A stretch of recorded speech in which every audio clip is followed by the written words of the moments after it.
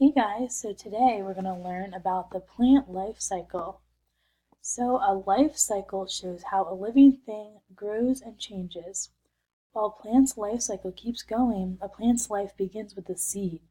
With water, right temperature, and right location, the seed grows. It becomes a seedling. Roots push down in the ground to get water and minerals. The stem reaches for the sun, and leaves begin to unfold, and a bud appears. The plants then produce flowers. The flowers are then pollinated in many ways by bees, moths, butterflies, insects, bats, and even the wind. The pollinated flower turns into fruit. The new seeds are inside the fruit, and the ripe fruit drops to the ground, and the life cycle begins. So as you can see, it starts off with a seed, and then it keeps growing and growing, and here are the roots, and those are the leaves. So first are the seeds, and they have an outer layer called a seed coat, which provides protection for the food for the seed. This is what a seedling looks like, and it is a small plant with a few leaves. Later, the seedling changes into a young adult plant, which is like that, and then it will turn into an adult plant. And the adult plant is now mature and has the ability to reproduce through spores or flowers.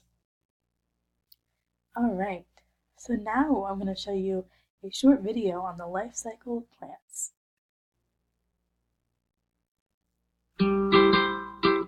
Everything living in Earth has a life cycle. Plants are no exception. And so our story begins with a tiny seed, a germinating seed that has begun to grow long, thin roots. These roots are like sponges. They soak up the water and store food for the plant that is going to grow in some time. Within weeks after getting plenty of sunlight and water, this tiny germinating seed fought through the heavy, dark soil and pop! Out comes the green stem, a hard, smooth stem. The long, straight stem supports the plant that will eventually grow. The stem is like a straw. It carries food and water to the flower. After the stem, leaves grow out of the stem like little hands. Leaves are the chefs of the plant.